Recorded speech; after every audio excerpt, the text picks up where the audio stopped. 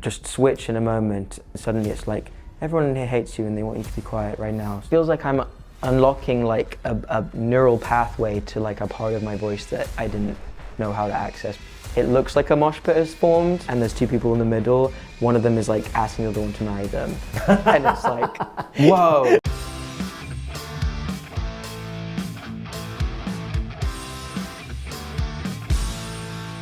Hey guys, James Wilson-Taylor here for Roxanne. Welcome to another episode of 7 of 30, the only show where I find out what the questions are exactly the same time as our guests. And our guest today, currently on the road out with Pierce the Veil, new album on the way too. I'm delighted to say I'm joined now by Robin himself. It's Cavetown. How you doing, man? What's up? I'm great. How are you? Not too bad. Lovely to see you. Lovely to see you. Before we get into picking your questions and all that, let's talk about where we are right now. We're in one of the many UK arenas you're playing this week with Pierce the Veil, a band I know you obviously have so much love and respect for. I think I'm like fourth show in now or something. How's it been going so far? Yeah, this is the fourth show. It's been really awesome. That band is just so nice and welcoming, and just from day one, I've just been like excited to work with them again. And so are their audiences. They're so awesome and so excited, and a lot of people have been singing along to my stuff too. It feels really great, especially in these enormous rooms. It's quite unbelievable, but yeah, it's been really good. It's really nice as well. I love the fact because it's yourselves, it's Hot Mulligan, it's Crawlers. Like, that's such a big, broad mix, but that it just kind of speaks to the fact that Pierce the Veil do have so many different facets to their sound as well, right? It's like got to be really nice to be part of that really musically diverse lineup that's coming through this. Yeah, totally. Yeah, I feel like Cavetown is maybe like a bit of more of a mellow part of the set. But I feel like my music is kind of trying to lean a little bit heavier, a little bit more in line with the other bands on this tour. So it's exciting to like hopefully show my music to some new people who might be interested in the new stuff, and hopefully they follow me and see if they like my new music, because I'm really proud of it. Yeah, absolutely. And what a nice joy to be able to, do a kind thing to do as well live. Yeah. I mean, so great. I mean, obviously I know we talked about that at the time, but getting to work with Vic on that song was like pretty much a dream for you. So now to be able to do it live, I mean, that's got to be a pinch yourself moment. Right yeah, there. Man. He's so cool for even agreeing to, come out before his set. I asked him kind of tentatively the first time, being like, it's fine, I totally understand if you say no. It might be kind of like, feel weird to come out, a bit too early. But he was just like, yeah, sure. And even on the first night, when he first came out, it seemed like the audience was like, wait, who's this guy in like normal clothes? This like stagehand is being brave right now. And then they realize it's him, and he's just so down to earth. And every night when we hug, he's been saying, I love you, man, in my ear. And it's just like, I love you too. You're so cool. It's really awesome. That's the best, man. It was such a great band, such a great supportive team as well. That's so nice to see that kind of develop. And let's get into your new music as well. Obviously, the album's been announced now, which is really exciting. Early next year, Running with Scissors is coming. What do you want to tell us about it? Who you've been working with this time? What's the kind of vibe going forward? It feels like a new era for me, both sonically and in like the process. I tried to challenge myself with working with a lot more people and kind of opening up my process and letting people in and letting people share their talents with me, and trying not to take it too personally when an idea isn't fully mine. I think I've been very protective and a little bit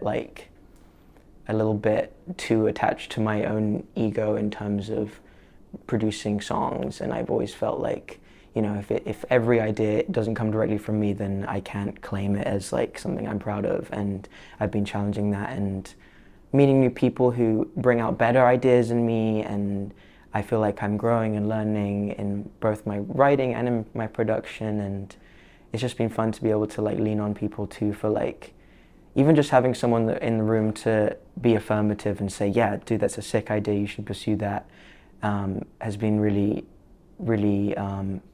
different, and it feels really great to include people like that. So yeah, I've been working with a bunch of producers, namely David Tarmac in LA has been a great new guy who I've been working with and getting along really well with. Kuros, who I worked with in London, I think he's now in LA too. Yeah, a few other great artists, and a pretty close friend of mine who used to play in my band, Ali Kuva, is mixing the whole album. Right.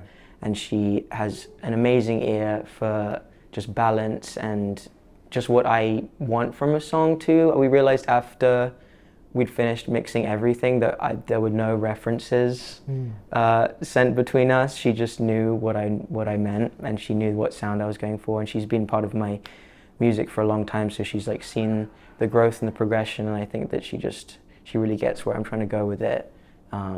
So I've been looking for a mixer I feel like I can trust in that way for a long time, and it's felt really good to like let go that part of the process to someone who I can trust. Yeah, well. what joy as well to be able to have that in a collaborator, just that kind of almost, I don't know, almost like a second language in between you. Like that's such a joy though, isn't it? That's the joy of collaboration, is being able to bring out the best things you could possibly get out of your project by just having those extra voices in the room, I guess. Yeah, definitely. So nice to see that develop. The brand new issue of Rock Sound is available now. It's our Brit Summer issue, all British artists throughout the mag, including cover stars Youngblood, Sleep Token, a special tribute to Ozzy Osbourne, an exclusive album pack with Nova Twins, and an incredible group photo shoot featuring 10 up-and-coming amazing British artists. You can get all your magazines and exclusive merch bundles right now only at shop.rocksound.tv. Let's get into your 7 of 30. So as I say, this is how it works. I've got 30 questions in front of me. You're going to pick 7 numbers at random. That will be the interview. So when you're ready, 7 numbers between 1 and 30, please. Off you go. 5. Number 5, yep. It's a go-to number. I love that number. 5, and then also 11. 11. And then also 15. 15. 21. 21. 25. 25. 2 more. 26. 26. And 1 more. 27. 27. All right. We have 5, 11, 15, 21, 25, 26, and 27. Do you want to go big number to small number or small number to big number? Do they get the questions get harder, or is it all what? Completely random. Okay. I'll go small first. Sure. There we go. Imagine if I made it get progressively harder on the numbers. Might have to try that in the future. I could really trip some people up there. There we go. All right. This is your 7 of 30, Robin. Number 5. What is your idea of happiness? My idea of happiness is being cozy in my bed with my 2 favorite girls, my girlfriend and my cat, in the bed with me, and we're all watching a show that we like and not thinking about emails or anything.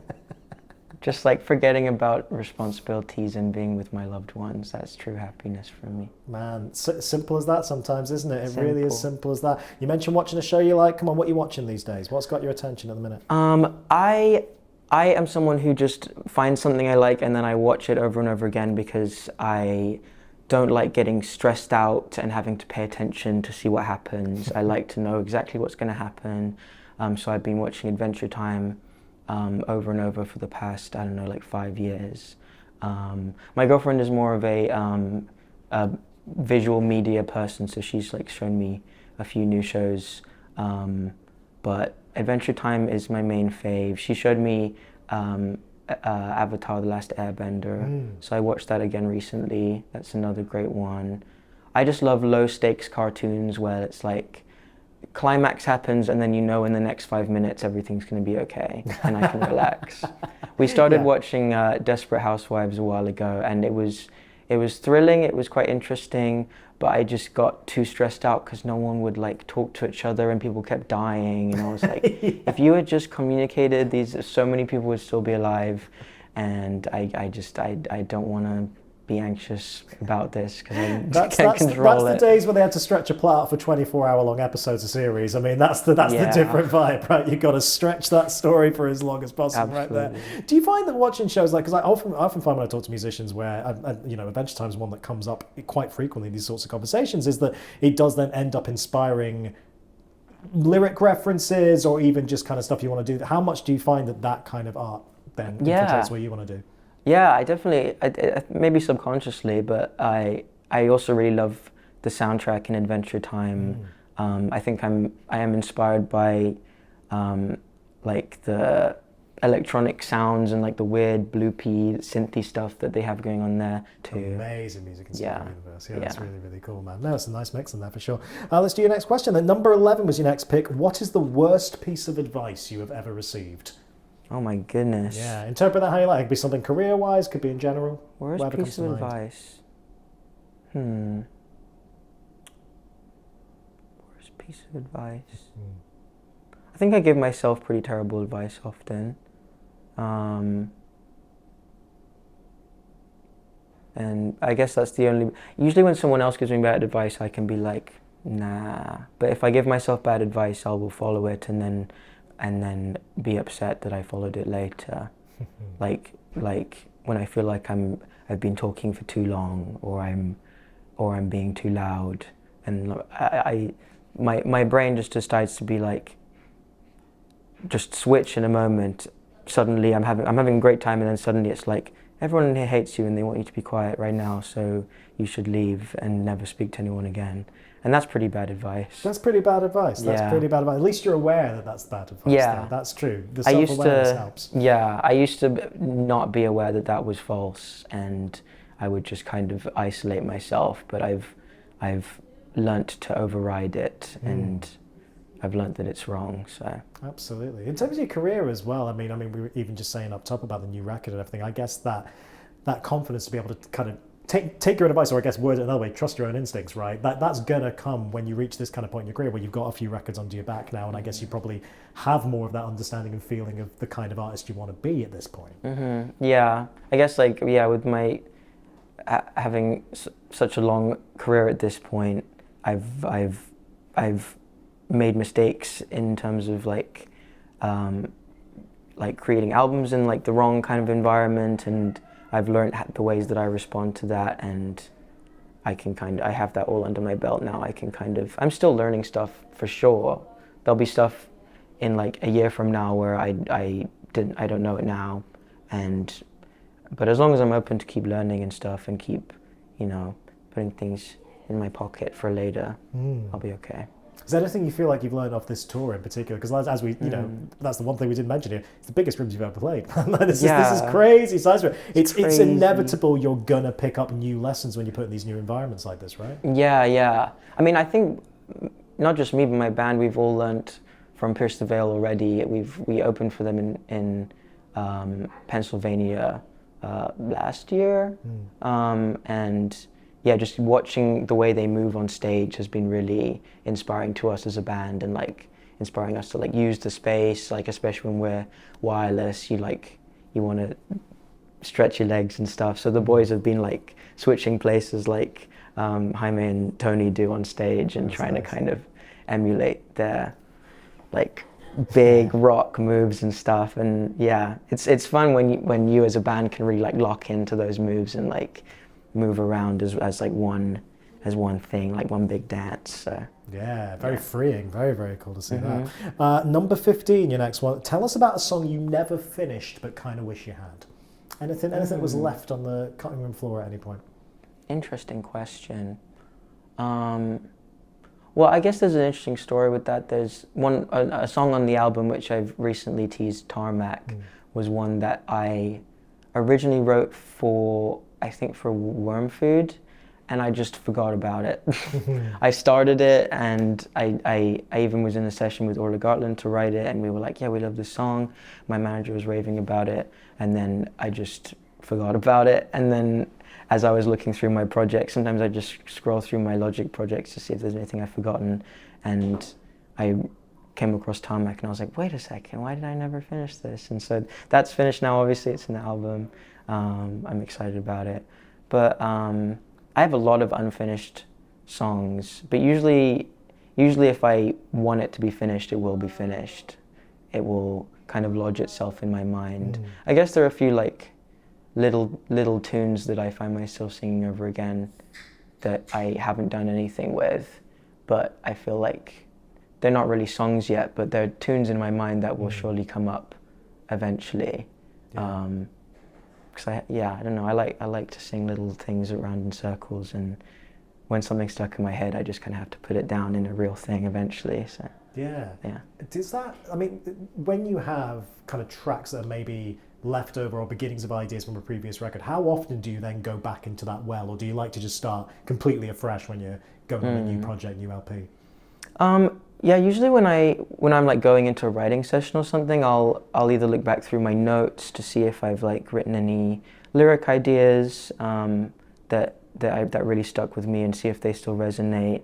And I'll also go back through my projects and see if there's any little demos that I forgot about or in my voice memos, and I'll throw them all into like a folder and take them to a bunch of different writing sessions and just see if because usually I will leave a song and forget about it when I get stuck or when I lose confidence in where I'm going with it. And so that's what's been helpful about this new album writing process, is to like take songs that I get stuck with or even get stuck live in the room with the person and have them kind of help pick up where I'm getting stuck and just keep it moving. So yeah, usually when I'm starting a new writing cycle, I like to go through some old stuff, because I think that also helps keep like a through line in my writing, like since like my earlier albums. There's like a lot of songs that I wrote, I don't know, in like 2018, 2020 that I'll come back to and like reuse those ideas now, and I think that keeps like the theme of what my brain can come up with. I guess. That's nice to have a through line there, Yeah. for sure. Definitely makes it all kind of cohesive and come together in that way. Number 21, what do you want to be remembered for? I mean, my music is one thing, I suppose. Good answer. That's like my main thing currently. So I've kind of been making music. I'd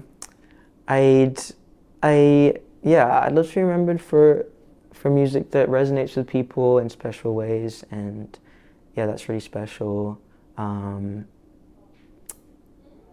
As a nice guy to my friends and loved ones, that's all I really want. I want people to like me and to be supportive to the people that I love in the ways that they're supportive to me. I don't really want for much else. Good aims to have. Very nice aims to have, for Yeah. sure. On the music front, I mean, that's always the lovely thing, isn't it? Is that you can probably never predict which moments and which songs you put out there are going to resonate with people, because it's always going to mean different things to different people, right? Is there anything on the new record, though, that you're particularly thinking, oh, I hope that connects? That's one that means a great deal to me. Yeah, there's a lot of songs in this new album. Some that I don't know if I want to spill the names of them just yet. All good.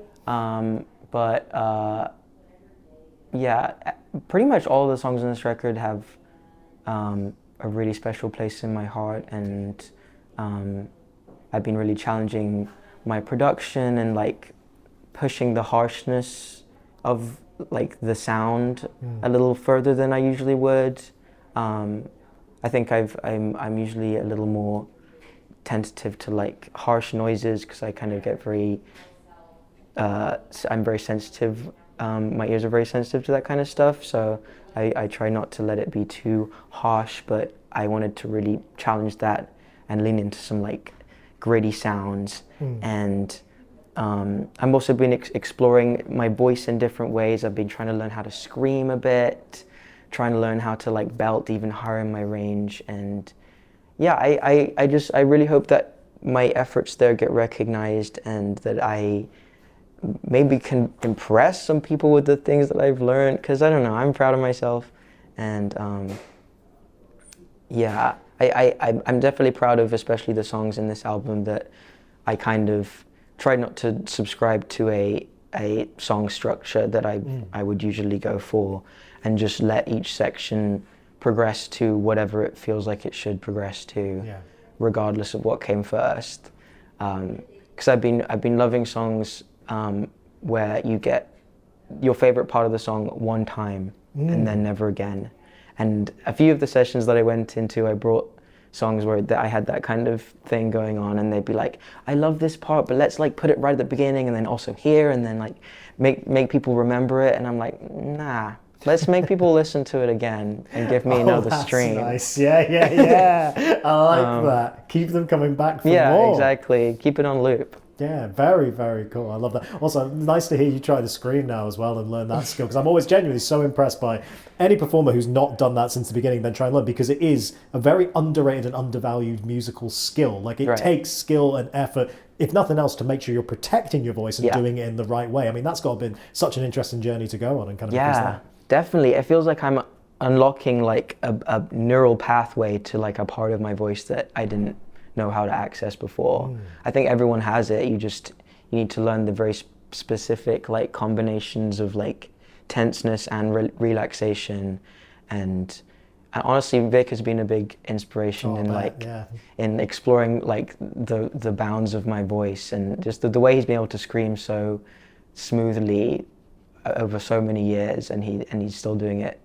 And it still sounds great. It's like really inspiring to me. Yeah, amazing. No, really excited to hear that kind of next development for you. Very, very cool. Hey, it's going to be great. It's going to be great. I'm picking you up on that one. Question number 25. Can you give me a best and or worst experience from a mosh pit? So there's going to be one you've got stuck into, or one you've seen at one of your shows or anything. Oh my gosh. I have never, I've been on the edge of one mosh pit in my life. I went to a hardcore show in Albany, and I was on the edge of it. I was too nervous to go inside it because I don't know, look at me. Look at me, I'll get squashed and I'll die probably, or like freak out. But in that mosh pit, somebody got like punched in the nose and was like bleeding, but it was kind of awesome. I think everyone was like, hell yeah, this is what hardcore is. There's been a few little moshes happening at the end of our set on this tour, which are really cool to see. I've never really seen a bad moment, but I feel like there's been a few shows where it looks like a mosh pit has formed, but then I focus on what's happening, and there's two people in the middle, and they're like, one of them is like asking the other one to marry them, and it's like, whoa. The direct opposite. Yeah. There's been a couple of shows where people have genuinely like been proposed to in in the middle of one of my songs, and that's like amazing to be part of like such a big moment for people. Oh yeah. But yeah, no bad reviews for mosh pits. I welcome any and all mosh pits, including walls of death. Nice. But no death allowed. And whatever else people do in cool shows like that. That's interesting with the proposals, because that comes back again to that thing of, I guess, you never know which songs are going to connect with people in that way. Do you find, is it the same song or the same moment each time that's happened, or is it completely different moments in the set? I think I remember the last one I remember was, I think, during Juliet, which is like a love song, obviously, so that makes sense. But the mosh pits where people are like pushing each other around, that's always happening during Devil Town or Boys Will Be Bugs. Nice. And I'm excited for these new songs to kind of welcome more of that energy. Because a lot of my tracks, all of the tracks are a lot more mellow than the live show. I feel like it's great to kind of give a unique live show experience that you couldn't get just from listening to the song. But I have been trying to make this new music meet the energy we bring on stage, and so it will probably be even bigger than in the tracks in this album. And so there's plenty of room for some more pushing, some more shoving, some more crowd surfing. I've never crowd surfed. I really want to someday, but I'm mad nervous. Yeah, we got to sort that out. Yeah. Got to sort that out. It sounds like this new record's the time for it. I hope right there. so. Yeah. And I hope that my audience has kind of like grown up with me and now maybe have the muscles to hold me. I feel like if I had tried to crowd surf, I don't know, 2 years ago, it would just be like that gif of Willem Dafoe going like, falling down. Straight up face planting. We're not going to let that happen now, not at all. Question number 26. Who is the most influential person in your life? Right now, my girlfriend. She's so amazing. She's going to school at the moment, and it's really brutal. And watching her just like push through every day and make it there on time and still come home with like positive stories and new things that she's learned is just really inspiring, because I know how hard it is for her. And yeah, I'm sad that I'm not with her right now to kind of help support her, but yeah, even when she's like having the worst time of her life, she's always she's always there for me, and she always makes room for me, which has kind of been something new for me in my life. It's shifted my view of myself. She's helped me learn more about myself, more about, you know, why I am the way I am in certain ways. Yeah, and I've never met anyone like that. So my girlfriend. Perfect answer. Perfect answer. No notes. Nothing to add. Absolutely perfect answer on that one.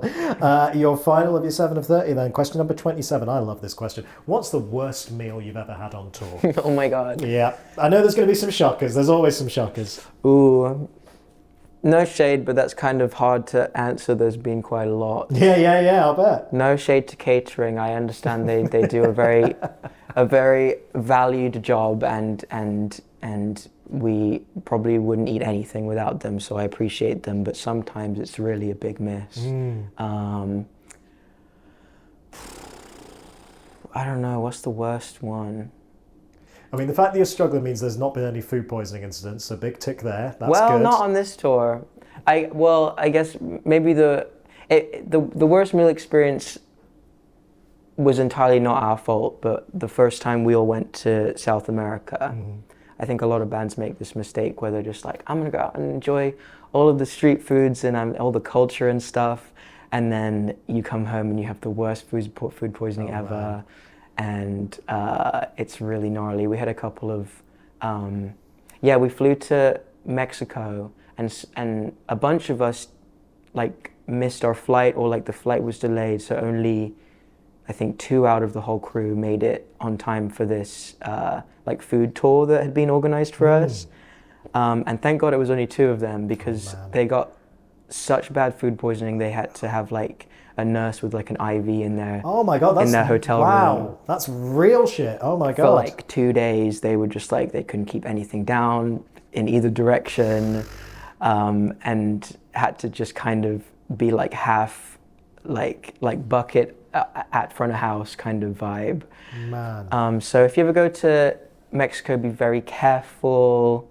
Obviously, it's an amazing country and a lot of great cuisine to enjoy. But maybe I don't know, chill on like the Those are the street right food. places to go. I suppose that's it, isn't it? Yeah, that's probably the worst food experience. Yeah, there's no beating that. That is rough right there. But I mean, obviously in the palatial confines of a UK arena here, everything's going to be absolutely lovely. But I'm curious as well, what's the rider looking like these days? Is there anything specific food-wise or food or drink-wise you have to have on there? We have a pretty simple rider, nothing too wild. The rider's mostly for the other people in my crew. Sure. I don't really. I in the UK, I'm excited to get my Pepsi Max, because I just moved to New York and there's no Pepsi Max in America, which There's got to be some equivalent though, surely. I guess like it's like Diet Pepsi, but it's not the same. It's not the same. It's really effed up, and I don't really know what the problem is there. But I like my Pepsi Max. I don't know. Seaweed snacks. Pretty goated, Pretty low key, that's all good. Yeah. Oh, I back you on Pepsi Max though, man. That's crazy you can't get that in the States. I don't know what's going on there. We've got to sort that out. Over on the Rock Sound shop right now, exclusive album variants from the likes of I Prevail, Beauty School and Michael Clifford. Get your vinyl, your cassettes right now, delivered worldwide only at shop.rocksound.tv. That's your 7 of 30. We like to finish with 7 slightly more quickfire questions. So these are ones we ask absolutely everybody, all right? Okay. That's how this works. So first of all, name one song that will always make you cry. One song that will always make me cry. Honestly, Stay Away From My Friends by Pierce the Veil. Great answer. Yeah. Great answer. What 2 items can you never leave the house without?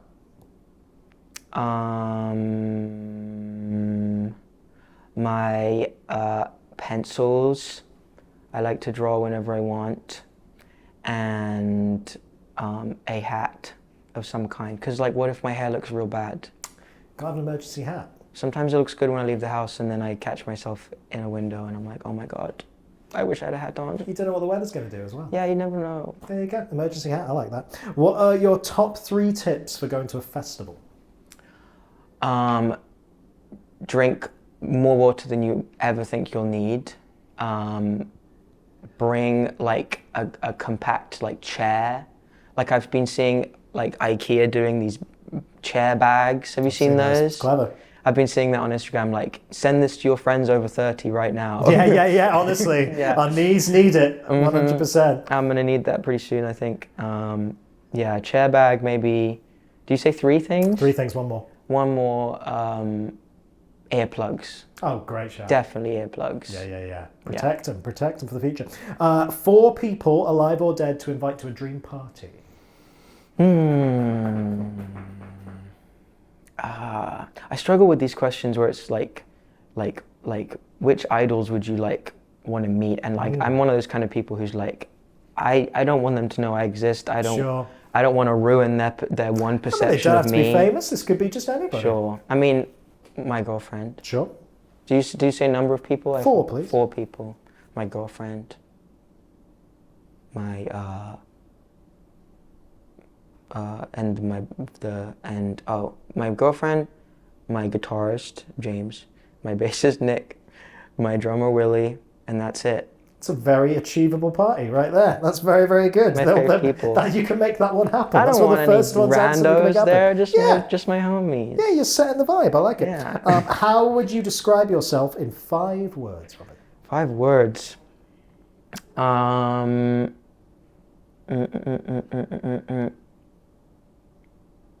just going to go for it. I'm going to try and do like a sentence. Oh, nice. Nervous, but willing to try. Oh, love that. That's a great... Right, see if you can replicate it with the next one. Here we go. Gosh. How would your friends describe you in 6 words? Oh.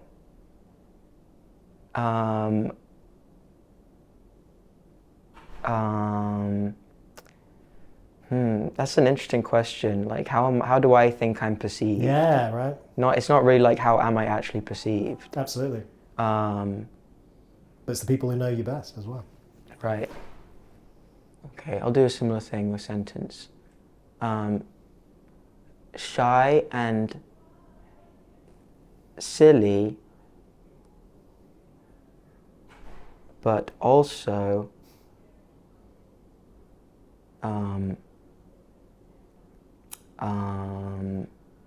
what's the word?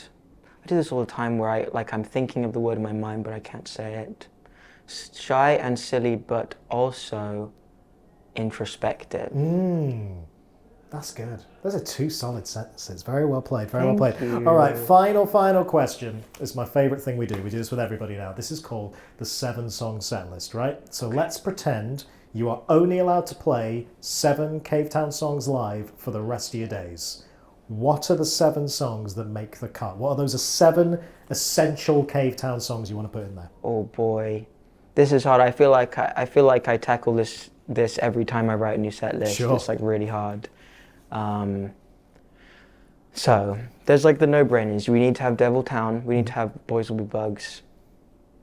I think if it's like Forever, Home has to be on there because of that, how much that means to people. So I got 3 and then I have 4 left. more. That's this many. I want to do songs from my new album. Let's say. Go for it. I love playing Baby Spoon. So far, it's been really fun. I'm gonna name some from the album, but will you like bleep them out? Is the track list not out yet? Is the whole track list I think out? the track list is out. Okay, fuck it. Straight Through My Head, Do It. Did I do? Wait. How many did I do? I did Devil Town, Boys Will Be Bugs, Home, Straight Through My... Oh, wait. But Baby Spoon, Straight Through My Head, Do It. Sailboat.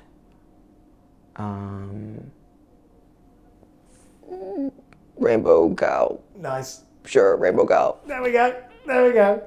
I say it every time. There's some psychology in this question where everyone immediately rattles out 3 or 4 and then struggles. I swear to God, every single time. It's so funny that everyone's got 3 they know off the top of their head and then we just figure it out. Yeah. Very it's funny, hard. very funny. But a good set in there. Nice to see you including so much new music as well. Like, Yeah. really, really cool to see I'm that. really excited to play the new stuff. We're going to be rehearsing it in December and like trying to translate it to the live set, and I can't wait to see how it comes together. Yeah, it's going to be great. No, really exciting times ahead. That was your 7 of 30. Robert, it's a real pleasure to catch up, honestly. Congrats on all these shows. Looking forward to the album. Looking forward to seeing what's next in the new year and all that stuff. But take care of yourself till then, all right? Thank you. You too. Good to see you, Robin, everybody. 7 of 30 is well and truly back, and you can see loads of episodes right now, including our first episode with Youngblood, a chat with The Warning, and of course with Mr. James Marriott. Just hit subscribe on the Rock Sound YouTube channel or find us wherever you get your podcasts.